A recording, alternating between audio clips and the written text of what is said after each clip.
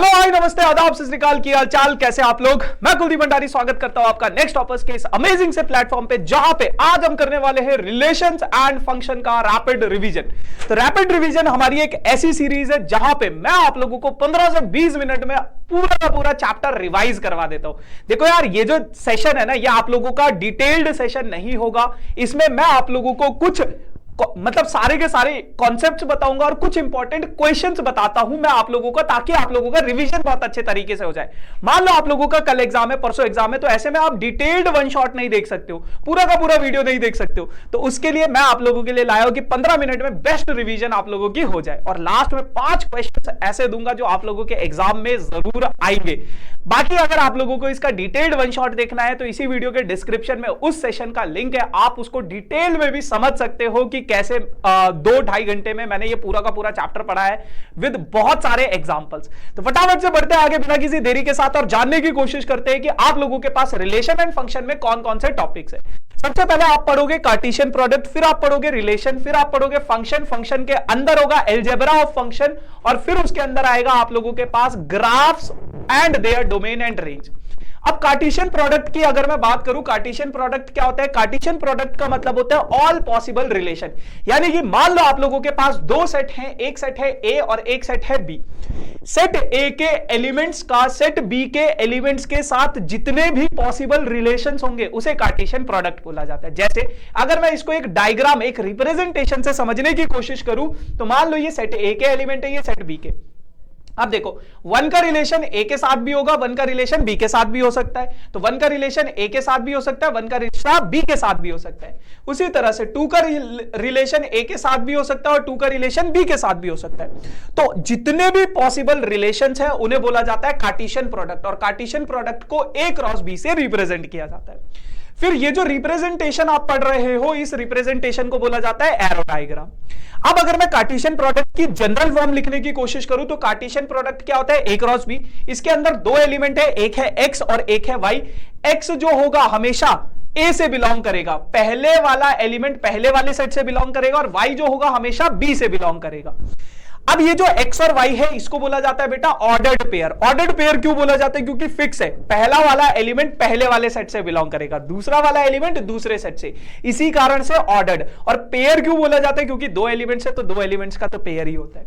अगर मान लो कभी आप लोगों के पास दे दिया जाए कि 2 ऑर्डर्ड पेयर इक्वल है, x, y is equals to a, b, तो हमेशा याद रखना कि पहला वाला एलिमेंट पहले वाले के इक्वल होगा, x a के बराबर और y b के बराबर हो जाएगा।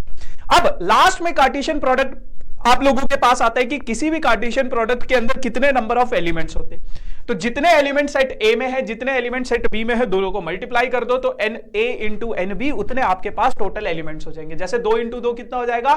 4। तो आप लोगों के पास कार्टेशियन प्रोडक्ट में 1 2 3 4 यानी कि कितने पॉसिबल रिलेशंस हो सकते हैं 2 सेट के एलिमेंट्स के बीच में, वो आप इस तरीके से निकाल सकते हो। क्लियर है? कार्टेशियन प्रोडक्ट खत्म। अब बात करते हैं अपने रिलेशंस के बारे में। तो देखो रिलेशन क्या होता है? रिलेशन जहां पे देखो, मैं बहुत साधारण से एग्जांपल से आप लोगों को समझाने की कोशिश करता हूं। मान लो आप हो, आपके पापा हैं, पापा के साथ कुछ रिलेशन है, मम्मी के साथ कुछ रिलेशन है, दीदी के साथ कुछ रिलेशन है, छोटे भाई के साथ कुछ रिलेशन है। लेकिन मान लो आपके गांव में कोई अंकल है, उनके फूफा जी के साथ भी आपका कोई रिलेशन है ना, दूर के रिश्तेदार हैं। तो एक रिलेशन होता है जो आपका खास रिलेशन होता है, और एक रिलेशन होता है जो आपका दूर का रिलेशन। तो आप इसको इस तरीके से समझ सकते हो कि कार्टेशियन प्रोडक्ट के अंदर तो पास वाले रिश्ते, दूर वाले रिश्ते सब आते हैं, लेकिन रिलेशन के अंदर कुछ खास रिश्ते आते हैं जहां पे आपकी कंडीशन लग जाती है। जैसे मान लो आप लोगों के पास कोई 2 सेट हैं, एक है ए और एक है बी। अब रिलेशन क्या होता है? रिलेशन को मैंने रिप्रेजेंट किया है आर से, और रिलेशन को ऐसे रिप्रेजेंट किया जाता है ए से बी में कोई रिलेशन है, और वो जो रिलेशन है आपका इस तरीके से डिफाइन है कि y जो होगा x + 2 के बराबर होगा। तो अब यहां पे क्या लग गई है? कंडीशन, कुछ खास रिश्ता है। अब यहां पे कार्टेशियन प्रोडक्ट में क्या थे? सारे के सारे पॉसिबल रिलेशन, लेकिन यहां पे क्या लग गई है? कंडीशन लग गई है। और फॉर ऑल, इस सिंबल का मतलब होता है for all x belongs to a and y belongs to b। अब देखो, जैसे ही मैं x की वैल्यू को 1 सब्स्टिट्यूट करूंगा तो y कितना आएगा? जैसे ही मैं x को 1 सब्स्टिट्यूट करूंगा तो y कितना आ जाएगा मेरे पास? y आ जाएगा मेरे पास 1 + 2 3। क्या बी में 3 है नहीं है, तो ये वाला केस हम नहीं लेंगे। अगर मैं x की वैल्यू को 2 सब्स्टिट्यूट करूंगा तो y कितना आ जाएगा 4, तो ये मेरा रिलेशन का पार्ट होगा, क्योंकि उसने बोला है कि b के जितने भी एलिमेंट्स होंगे वो y से, मतलब y जो है वो सेकंड सेट से बिलोंग करेगा, है ना। तो जब यहां पे y 3 आया था वो तो b में है ही नहीं, तो उसको नहीं कंसिडर करेंगे। अब जैसे ही मैं x को 3 लूंगा तो y कितना आ जाएगा 5, x को 4 लूंगा तो y कितना आ जाएगा 6। अब x की वैल्यू अगर मैं 5 लूंगा, x की वैल्यू अगर मैं 5 लूंगा तो y की वैल्यू कितनी आ जाएगी 5 + 2 7। क्या 7 b में है? नहीं है, तो वो वाला केस हम कंसिडर नहीं करेंगे। तो ये आपके पास पॉसिबल रिलेशंस हो गए, जो कुछ खास रिलेशंस है। तो रिलेशंस क्या होता है? कुछ खास रिलेशन जहां पे आपकी कंडीशन लग जाती है। क्लियर है इतनी बात? अब एक बहुत छोटी सी चीज है, ये जो रिलेशन है ये इस कार्टेशियन, अगर मैं इसका a क्रॉस b निकालूं, अगर मैं इन दोनों सेट्स का a क्रॉस b निकालूं, तो ये जो रिलेशन होगा, जो भी जितने भी रिलेशन आपके पास आएंगे वो a क्रॉस b के सबसेट होते हैं। इसको लिख लो यहीं पे, जितने भी रिलेशन होते हैं वो a क्रॉस b के क्या होते हैं? सबसेट्स होते हैं। तो यानी कि अगर मैं टोटल नंबर ऑफ रिलेशंस निकालने की बात कहूं, टोटल नंबर ऑफ रिलेशंस क्या हो जाएंगे? 2 की पावर na इंटू na, यानी कि number of elements in a and into number of elements in b। Power set वाला कॉन्सेप्ट लगा यहां पे। क्लियर है इतनी बात? ठीक है। अब यहां पे रिलेशन में आपके पास एक बहुत ही इंपॉर्टेंट टॉपिक आता है, बहुत ही इंपॉर्टेंट टर्म्स आती है जिसे बोला जाता है डोमेन, रेंज एंड कोडोमेन। तो डोमेन की अगर मैं बात करूं, डोमेन क्या होता है? किसी भी रिलेशन में, याद रखना कार्टेशियन प्रोडक्ट में नहीं, किसी भी रिलेशन में जो पहला एलिमेंट होता है उसे डोमेन बोला जाता है। लेकिन जैसे कि अगर आप यहां पे देखो, पहला एलिमेंट क्या है? 2, 3 और 4, तो ये क्या हो जाएगा? डोमेन हो जाएगा।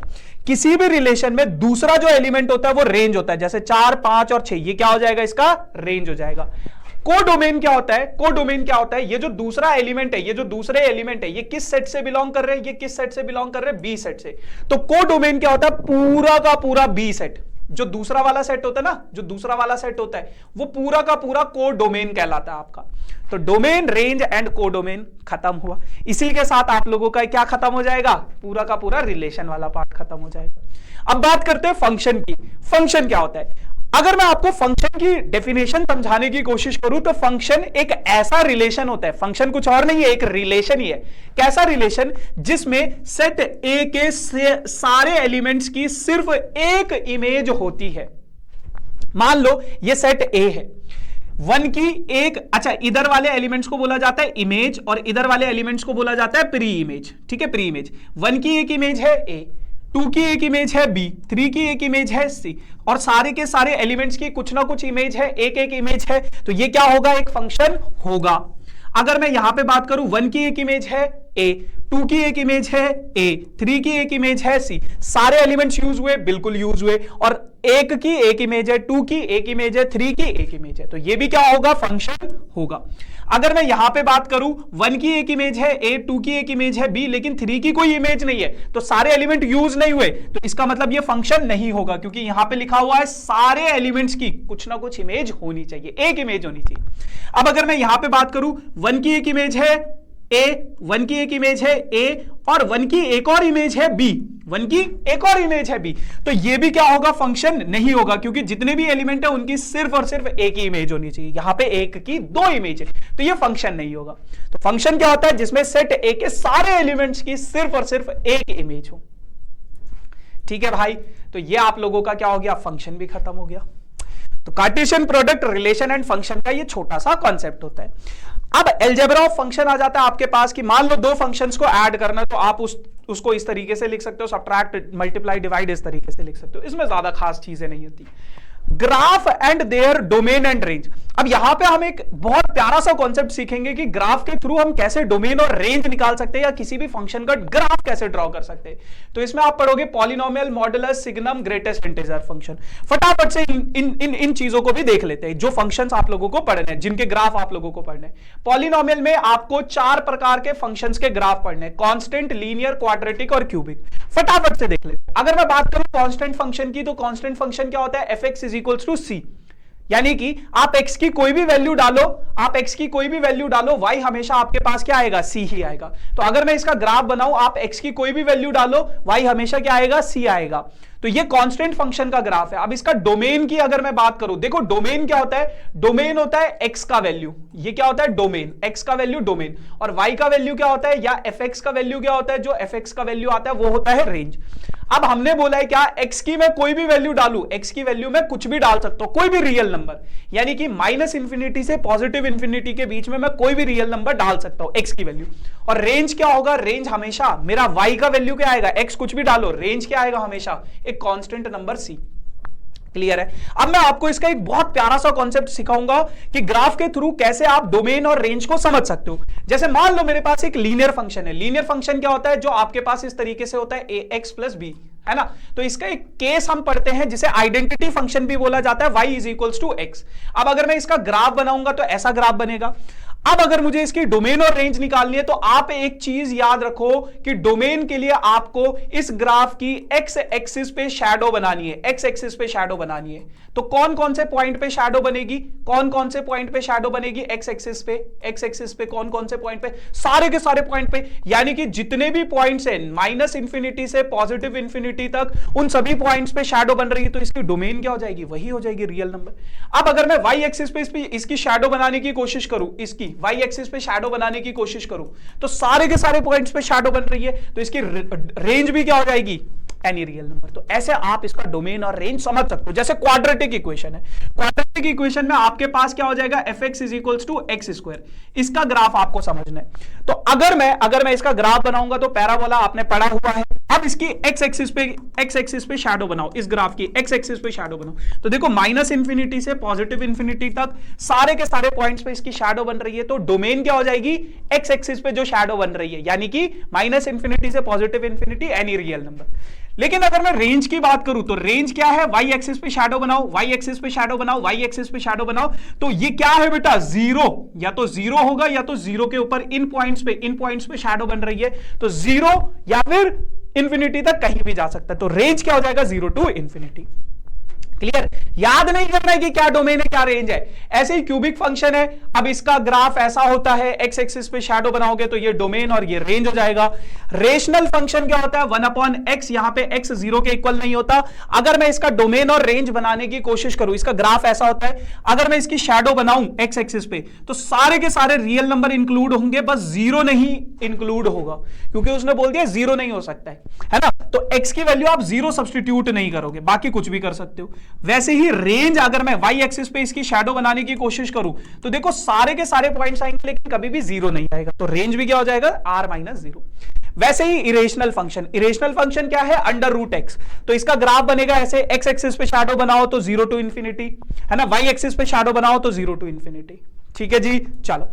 उसी तरीके से आप लोगों के पास तीन और फंक्शन है। एक है मॉड्यूलस, सिग्नम और ग्रेटेस्ट इंटीजर।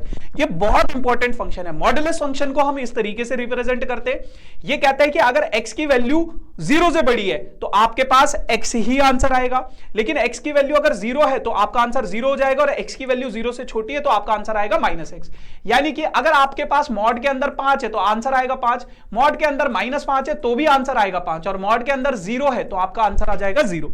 अब इसका जब आप ग्राफ बनाओगे, देखो आप वैल्यू सब्स्टिट्यूट करके देखो, x की वैल्यू 1 सब्स्टिट्यूट किया तो y भी 1 आया, x की वैल्यू 2 सब्स्टिट्यूट किया तो y भी 2 आया, x की वैल्यू -1 सब्स्टिट्यूट किया तो 1। तो आप इसका ग्राफ बना सकते हो। ग्राफ बचपन में सीखा है ना कैसे बनाते हैं, x की एक वैल्यू लो, y का वैल्यू निकालो, x की एक वैल्यू लो, y का दूसरा वैल्यू निकालो। अब अगर मैं इसको देखूं तो x एक्सिस के सभी पॉइंट्स पे इसकी शैडो बन रही है, तो डोमेन क्या हो जाएगा, एनी रियल नंबर। रेंज क्या हो जाएगा इसका, जीरो टू इंफिनिटी। क्लियर है। उसी तरीके से सिग्नम फंक्शन जो होता है, इसको SGN x -1 0 1, x की वैल्यू अगर जीरो से छोटी है तो -1 होगा, x की वैल्यू अगर जीरो के बराबर है तो 0 होगा, और x का वैल्यू अगर 1 से बड़ा है तो आपका आंसर कितना आ जाएगा, 1 आ जाएगा। अब देखो इसका जो डोमेन होगा, कोई भी रियल नंबर, आप x की कोई भी वैल्यू डाल सकते हो, लेकिन अगर हम बात करें रेंज की तो रेंज के केस में आपके पास -1 0 और 1 ही आएगा। क्लियर है इतनी बात, क्लियर है इतनी बात, ठीक है।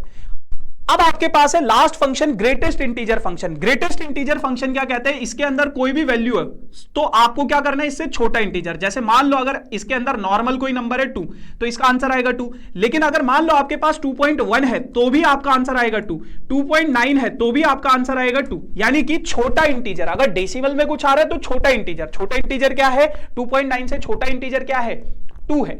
तो इसका अगर मैं ग्राफ बनाऊं, इसको स्टेप वाइज फंक्शन भी बोलते हैं और इसका ग्राफ बनता है ऐसा। इसका डोमेन की अगर हम बात करें, डोमेन तो कोई भी रियल नंबर हो सकता है, लेकिन आपका रेंज क्या आ रहा है, हमेशा रेंज क्या आएगा, एक इंटीजर आएगा। वो पॉजिटिव भी हो सकता है, नेगेटिव भी हो सकता है। तो ये ग्राफ है, ग्राफ से रिलेटेड क्वेश्चंस आपके पास 2 मार्क्स का आ जाता है, तो मेक श्योर ग्राफ्स को अच्छे से पढ़ना। अब कुछ सवालों को कर लेते हैं, 2-3 सवाल है आप लोगों के पास। उन सवालों के बाद मैं आप लोगों को 5 सवाल दूंगा जो आप लोगों के एग्जाम ओरिएंटेड रहेंगे। जैसे मान लो पहला सवाल है आप लोगों के पास कि x - 3 - 6 2, y - 9 दोनों के दोनों ऑर्डर्ड पेयर इक्वल है, तो x और y की वैल्यू क्या होगी।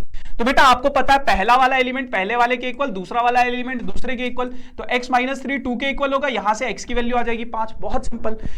-6 जो होगा वो y - 9 के इक्वल, -9 इधर जाएगा पॉजिटिव हो जाएगा, तो -6 + 9 कितना हो जाएगा, 3 आ जाएगा y का वैल्यू। बहुत सिंपल।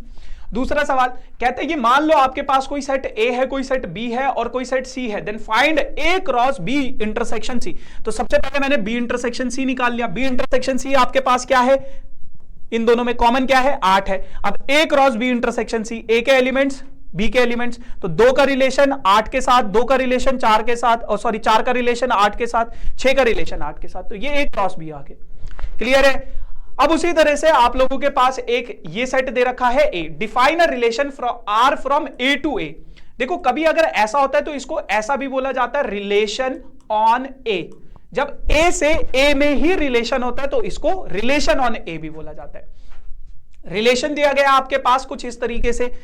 अब x की वैल्यू अगर मैं 1 सब्स्टिट्यूट करूंगा, y कितना आएगा, 2 आएगा।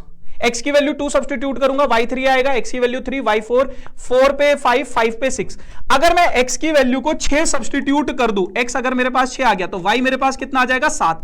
क्या वो y a से बिलोंग कर रहा है, नहीं कर रहा। क्या 7 a से बिलोंग कर रहा है, नहीं कर रहा है ना। उसने बोला है कि a से a में रिलेशन है आपका, A से A में रिलेशन, तो जो दूसरा वाला एलिमेंट होगा वो भी A से बिलोंग करना चाहिए। क्या 7 A से बिलोंग कर रहा है, नहीं, तो ये वाला केस हम नहीं लेंगे। तो आपका जो रिलेशन बचेगा वो ये बच जाएगा, ये रिलेशन है। अब अगर मैं इसके डोमेन की बात करूं तो डोमेन क्या होता है, पहला एलिमेंट 1 2 3 4 5। रेंज की बात करूं तो 2 3 4 5 6 दूसरा एलिमेंट। इसका को डोमेन आपको मुझे कमेंट सेक्शन में बताना है कि इस रिलेशन का को डोमेन क्या होगा। ठीक है जी। अच्छा, उसके बाद आप लोगों के पास एक सवाल है कि x के अंदर इतने एलिमेंट्स है, y के अंदर इतने एलिमेंट्स है, तो कितने रिलेशंस बनेंगे, x से y में कितने रिलेशन। तो मैंने आपको बताया 2 की पावर जितने भी इनके अंदर एलिमेंट्स होंगे मल्टीप्लाई कर दो तो इतने रिलेशंस बन जाएंगे। क्लियर है, ठीक है, बहुत बढ़िया। अब आप लोगों के पास एक बहुत प्यारा सा सवाल है, छोटा सा सवाल है, आपको ये बताना है इनमें से कौन सा फंक्शन रिलेशन है और कौन सा रिलेशन फंक्शन है या नहीं। तो अगर मैं पहले पार्ट की बात करूं तो 2 की एक इमेज है 1, 5 की एक इमेज है 1, 8 की एक इमेज है 1, 11 की एक इमेज है 1, 14 की एक इमेज है 1 और 17 की एक इमेज है 1। यानी कि सेट ए के, पहला वाला सेट ए होता है ना, सेट ए के सभी एलिमेंट्स की कोई ना कोई इमेज है, एक ही इमेज हो सकती है, तो यस ये फंक्शन होगा। अगर मैं दूसरे की बात करूं तो 2 की एक इमेज है 1, 4 की एक इमेज है 2, 6 की एक इमेज है 3, 8 की एक इमेज है 4, 10 की एक इमेज है 5 और 12 की एक इमेज है 6 और 14 की एक इमेज है 7। तो सारे के सारे एलिमेंट्स यूज हो गए और सभी एलिमेंट्स का कुछ ना कुछ एक इमेज है, तो ये भी क्या होगा, फंक्शन होगा। लेकिन अगर मैं यहां पे देखूं तो 1 की इमेज है 3, 1 की इमेज है 5 और 2 की इमेज है 5, तो 1 की क्या हो गई, दो इमेज हो गई। 1 की क्या हो गई, 2 इमेज, एक 3 और एक 5। तो ये रिलेशन क्या है, फंक्शन नहीं होगा, क्योंकि एक एलिमेंट की 2 इमेज नहीं हो सकती। क्लियर है, क्लियर है। अब इस चैप्टर का आखिरी और सबसे इंपॉर्टेंट सवाल आप लोगों के पास है ये, इसको थोड़ा आराम से देखना। कहता है कि find the range of each of the following function. ये आपके पास एक फंक्शन है, इस फंक्शन का रेंज आपको निकालना है। ये सवाल अक्सर आप लोगों के एग्जाम में आता है और इस बार भी आप लोगों के एग्जाम में आ सकता है। तो आपके पास fx इसका डोमेन और रेंज निकालना है। तो देखो ध्यान से समझना बेटा, अगर कभी भी हमने पढ़ा है कि अंडर रूट के अंदर आपके पास कोई इरेशनल फंक्शन होता है, तो हमेशा याद रखना कि किसी भी इरेशनल, ये जो इसके अंदर जितनी भी वैल्यू है, मान लो इसके अंदर x y z कुछ भी है, कोई नंबर है a, तो ये जो a होगा हमेशा ग्रेटर देन इक्वल्स टू 0 होगा, क्योंकि इसकी डोमेन और रेंज हमने क्या पढ़ी थी, 0 से इंफिनिटी के बीच में पढ़ी थी ना, तो ग्रेटर देन इक्वल टू 0 होगा। अभी अगर आपको इरेशनल फंक्शन का याद होगा तो इसकी रेंज क्या पढ़ी थी हमने, डोमेन क्या पढ़ी थी, 0 या फिर 0 से बड़ी होनी चाहिए। या फिर आप ऐसे भी समझ सकते हो कि आपने कॉम्प्लेक्स नंबर में तो पढ़ा इसके अंदर नेगेटिव, लेकिन आपके पास ये जो जितने भी फंक्शंस हम पढ़ रहे हैं वो रियल वैल्यूड फंक्शन है, रियल नंबर पे डिफाइन है, तो इसके अंदर कभी भी आपका नेगेटिव नंबर नहीं आ सकता। हमेशा आपके अंदर क्या है, आपके पास क्या आएगा, पॉजिटिव नंबर आएगा या फिर 0 आएगा। तो ये जो पूरा का पूरा वैल्यू होगा इसके अंदर वाला, ये कभी भी नेगेटिव नहीं हो सकता। नेगेटिव नहीं हो सकता यानी कि या तो 0 होगा या 0 से बड़ा होगा। अब अगर मैं इसको थोड़ा सा देखूं तो 4 स्क्वायर माइनस एक्स स्क्वायर लिख सकता हूं, तो 4 माइनस एक्स 4 प्लस एक्स ऐसा हो जाएगा, ग्रेटर देन इक्वल टू 0। अब लीनियर इनइक्वालिटी में आपने पढ़ा होगा, कभी ऐसा आएगा तो आपके दो ब्रेकिंग पॉइंट है, एक है 4 और एक है -4, तो आपने वो दोनों नंबर लाइन पे रिप्रेजेंट कर दिए। -4 से छोटा कोई नंबर उठाओ, -5। अब x की जगह पे अगर मैं -5 रखूंगा, x की जगह पे अगर मैं -5 रखूंगा तो मेरा आंसर कितना आ रहा है, -1। क्या ये -1 ग्रेटर देन इक्वल टू 0 है, इस इक्वेशन को सेटिस्फाई कर रहा है, नहीं कर रहा। वैसे ही अगर आप x की वैल्यू 5 रखोगे तो भी आपका आंसर कितना आएगा, -1 आएगा। तो भी क्या -1 ग्रेटर देन इक्वल टू 0 है, नहीं है ना, 0 से बड़ा थोड़ी ना, वो 0 से छोटा है। तो यहां पे भी आपकी इक्वेशन सेटिस्फाई नहीं हो रही है। लेकिन अगर आप इन दोनों के बीच में कोई भी नंबर रखोगे, 0 रख दिया मान लो मैंने, तो आपके पास 4 इंटू 4 कितना आ गया, 8। क्या 8 0 से बड़ा है, बिल्कुल बड़ा है, इस इक्वेशन को सेटिस्फाई कर रहा है, कर रहा है। तो अगर ये आपका इस इक्वेशन को सेटिस्फाई कर रहा है तो x की जो वैल्यू होगी वो -4 से 4 के बीच में होगी। क्यों, क्योंकि यहां पे ग्रेटर देन इक्वल टू का भी साइन है, तो यहां पे आपके पास इस तरीके से ये इंटरवल आ जाएंगे, क्लोज्ड इंटरवल। क्लियर है? तो इसका जो डोमेन होगा, डोमेन क्या होता है, x की वैल्यू क्या है, -4 से 4 के बीच में, तो ये इसका डोमेन हो गया। अब बात करते हैं रेंज की। देखो एक चीज हमेशा याद रखना कि अगर मान लो आप लोगों के पास ऐसा दिया गया है x is equals to under root of 25, तो हमेशा याद रखना इसका आंसर आएगा सिर्फ और सिर्फ 5। बहुत सारे बच्चे इसका आंसर लिखेंगे +-5, ऐसा नहीं होता है। अगर आपके पास है x square -25 is equals to 0, तो एक्स स्क्वायर क्या हो जाएगा, 25 हो जाएगा, और एक्स का वैल्यू जो होगा वो हो जाएगा +-√25, और एक्स का जो वैल्यू होगा वो आ जाएगा +-5। अब दोनों में फर्क समझो, दोनों में फर्क क्या है, ये आपके पास लीनियर इक्वेशन है, तो लीनियर इक्वेशन में एक्स का सिर्फ एक ही वैल्यू आएगा। ये क्या है, क्वाड्रेटिक इक्वेशन, तो क्वाड्रेटिक इक्वेशन में एक्स की दो वैल्यूज आएंगी, ये फर्क होता है। तो यहां पे अगर ऐसा होगा तो आपके पास +-5 लेना है। अब यहां पे क्या है, बहुत सारे बच्चे क्या करते हैं, इसमें कंफ्यूज हो जाते हैं। जैसे y का वैल्यू है ये, अब यहां पे क्या ये क्या है, y क्या है, एक लीनियर इक्वेशन है, तो यहां पे +- नहीं है, तो इसका मतलब y का वैल्यू जो होगा वो क्या होगा, नेगेटिव कभी नहीं आएगा, क्योंकि सिर्फ क्या आएगा यहां पे, पॉजिटिव आएगा। यहां पे आंसर क्या आएगा, हमेशा पॉजिटिव आएगा, है ना। तो x का वैल्यू क्या होगा, या तो 0 होगा या 0 से बड़ा होगा, पॉजिटिव आएगा। अब यहां पे अगर मैं इसको देखूं, मैंने क्या किया, दोनों तरफ स्क्वायरिंग कर दी, इन दोनों इक्वेशंस में दोनों तरफ स्क्वायरिंग कर दी, दोनों तरफ स्क्वायरिंग करी, फिर यहां से मैंने x की वैल्यू निकाल ली, √16 - y²। अब आपको पता है अंडर रूट के अंदर कोई भी जो टर्म होती है वो हमेशा क्या होगी, या तो 0 के बराबर होगी, जैसे हमने यहां पे किया था, या तो 0 के बराबर होगी या 0 से बड़ी होगी। फिर उसी हिसाब से हमने इस इक्वेशन को सॉल्व किया और y की वैल्यू आई आपके पास -4 से 4 के बीच में। अब देखो यहां पे y की वैल्यू हमने बोली थी क्या, 0 है या 0 से बड़ी होगी, और यहां पे हमने क्या बोला, -4 से 4 के बीच में, और तो दोनों का इंटरसेक्शन होगा, मतलब 4 तक, है ना, जो दोनों का इंटरसेक्शन होगा, इन दोनों का जो इंटरसेक्शन होगा क्या होगा, 0 से 4, जो दोनों में, देखो यहां पे क्या है, y की वैल्यू 0 है और 4 तक है, और यहां पे क्या है, -4 से 4 तक है, तो दोनों के बीच में कॉमन क्या है, 0 से 4, तो 0 से 4 y की वैल्यू होगी, और जो y की वैल्यू होती है वही आपका रेंज होता है। ठीक है जी। अगर आप इसको डिटेल्ड वे में समझना चाहते हो तो इसी वीडियो के डिस्क्रिप्शन में एक डिटेल्ड वन शॉट का लिंक है, जिसमें मैंने 2-2.5 घंटे में इस पूरे चैप्टर को पढ़ा है। ये सिर्फ और सिर्फ आपके रिवीजन पर्पस के लिए है, जिसमें मैं कुछ इंपॉर्टेंट क्वेश्चंस का कॉन्सेप्ट आपको 10 से 15 मिनट में समझाने की कोशिश कर रहा हूँ, है ना, क्योंकि जब आपका एग्जाम सर पे होगा तो आप पूरा वीडियो नहीं देख सकते, तो आपको ऐसे रिवीजन की जरूरत है। बाकी ये 5 इंपॉर्टेंट क्वेश्चंस हैं जो आपके एग्जाम ओरिएंटेड है। मेक श्योर इन 5 क्वेश्चंस को आप जरूर करना। बहुत अच्छे क्वेश्चंस है, बहुत अच्छे सवाल है। And yes guys, this is all about for this session. बाकी सेशन कैसा लगा है ना, और कमेंट सेक्शन में जरूर बताना। जिसका आंसर पूछा था होमवर्क का वो भी जरूर बताना। बाकी thank you so much for this amazing session. अब हम मिलेंगे किसी नए सेशन में नई कहानी के साथ। तब तक के लिए टाटा बाय बाय।